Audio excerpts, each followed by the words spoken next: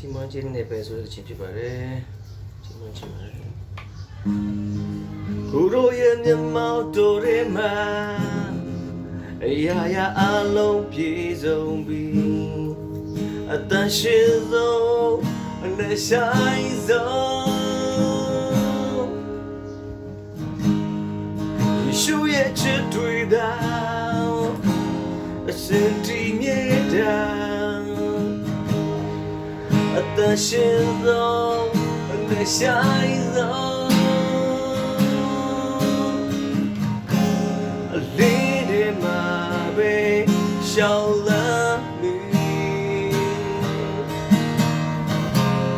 မိုက်တော်ရာတွေရောက်ဆုံးပြီအကြတွေလည်းမရှိတော့နေရအသက်ရှင်ဆုံးဌာနလူတော်မျက်မှောက်တော်တဲ့အစချီးမွေးတရှိဝိမိတော်မယာအသက်ရှင်တော်ရဲ့ဒီတွေ့ဖြစ်စေပြီတိုင်းထဲမှာကိုတော်ကိုမြဲချီးမွမ်းလေ